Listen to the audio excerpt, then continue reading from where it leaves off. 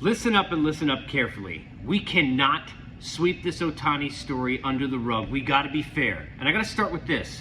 I'm not here to tell you that I think that Shohei Ohtani gambled. In fact, if I had to guess, I'm not trying to be naive, I don't think that he did. But what I am here to tell you is that the story doesn't hold water. It is littered with holes, and we got to call it out for what it is.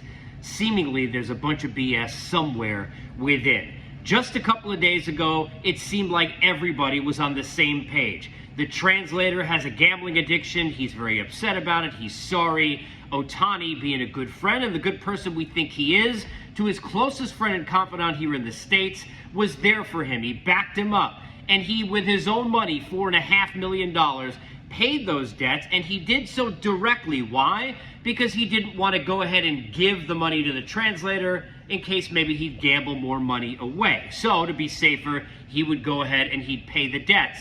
And the translator was seemingly very sorry, and everyone had said all of these such things to ESPN.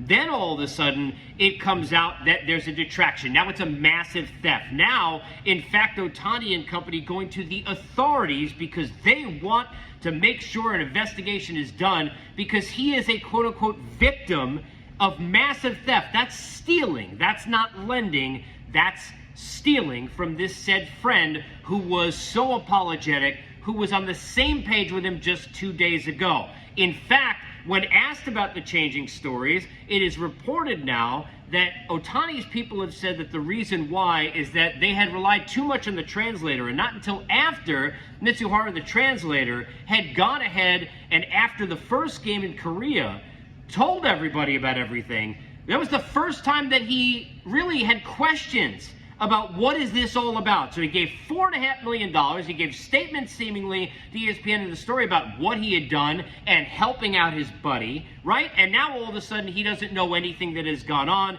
and there were first questions to have. Here's the question I have. Does this come down to what we think common sense-wise, and I watch too much Dateline, it comes down to, and that is Rose leaving Jack on the raft and Ohtani leaving his translator on the raft here.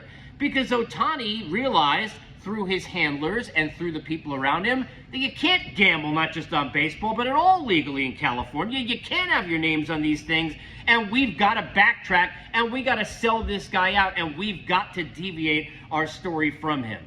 Do I think Ohtani gambled? No. Do I think here that clearly there are some lies where we need to know more about this story, where we need to dig in? I do.